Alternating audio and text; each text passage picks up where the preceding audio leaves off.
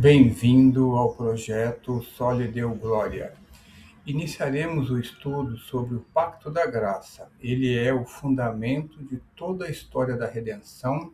Os demais pactos ou alianças e as genealogias são desdobramentos dele. O Pacto da Graça foi estabelecido no Éden.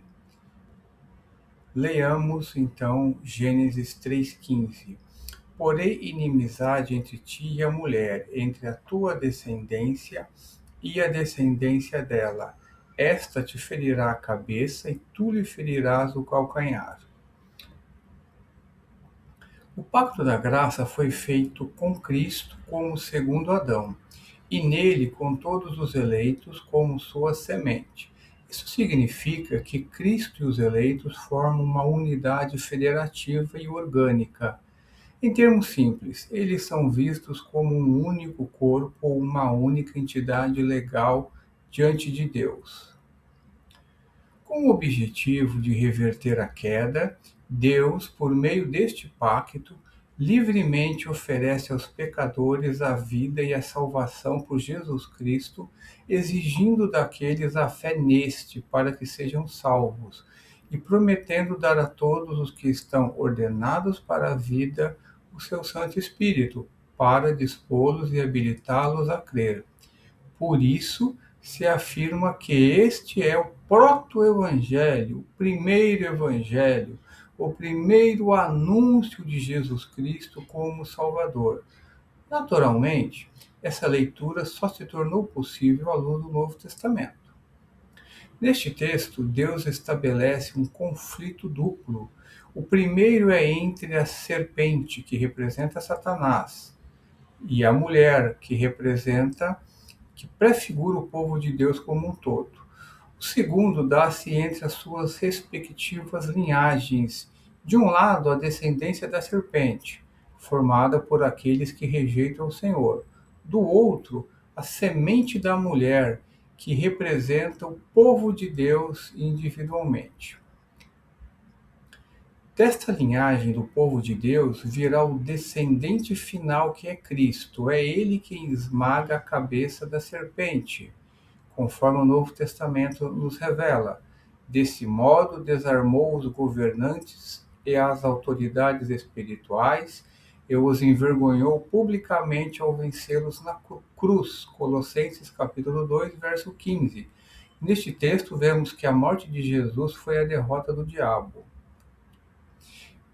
Visto, portanto, que os filhos são seres humanos, feitos de carne e sangue, o Filho também se tornou carne e sangue, pois somente assim ele poderia morrer, e somente ao morrer destruiria o diabo, que tinha o poder da morte. Hebreus capítulo 2, versículo 14. Na morte de Jesus, o diabo foi destruído. Mas em que sentido?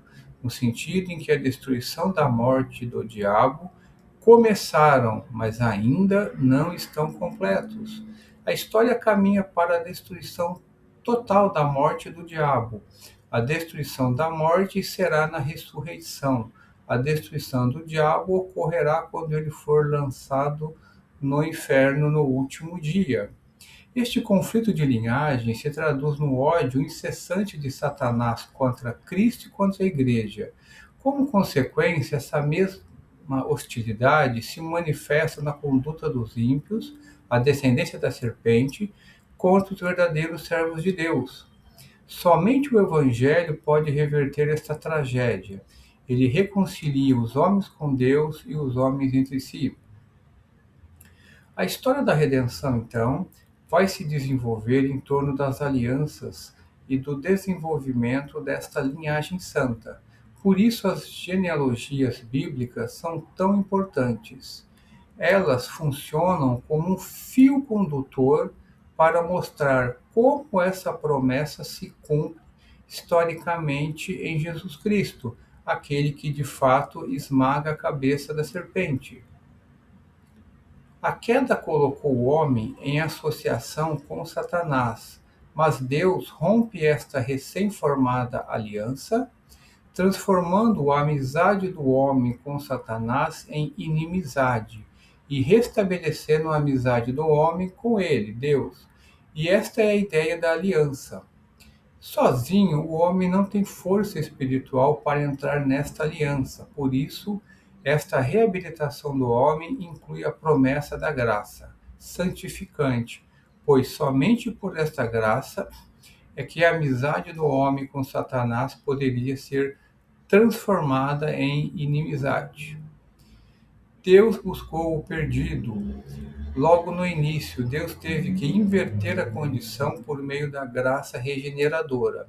Com toda a probabilidade, ele acionou imediatamente a graça da aliança nos corações dos nossos primeiros pais. Este poder espiritual é a graça soberana da regeneração, descrita na carta de Paulo a Tito, no capítulo 3, versículo 5. Ele nos salvou não por obras de justiça praticadas por nós, mas segundo a sua misericórdia ele nos salvou, mediante o lavar regenerador e renovador do Espírito Santo. E quando Deus, com seu poder salvador, gera inimizade a Satanás no coração do homem, isto implica que ele escolhe o lado do homem, que ele se torna um confederado do homem na luta contra Satanás e assim, virtualmente, estabelece uma aliança ofensiva e defensiva. O que nós aprendemos com essa reflexão? Primeiro, Deus fez o pacto da graça para salvar seu povo. Por meio deste pacto, Jesus viria para esmagar a cabeça da serpente. Por causa deste pacto, a linhagem dos que creem vive em conflito com a linhagem daqueles que não creem. E o Evangelho é o poder que reconcilia Deus com os homens e os homens entre si. Segundo, o pacto da graça exige uma resposta de arrependimento e fé. Os benefícios dele serão eficientes naqueles que se arrependerem e crerem em Jesus Cristo. Terceiro, o pacto da graça nos ensina que Deus escolheu o lado do homem. Nele, Deus quebra o pacto do homem com o diabo, estabelece seu pacto com Cristo e com os eleitos. No próximo vídeo, estudaremos as consequências do pecado sobre a vida cotidiana. Até lá!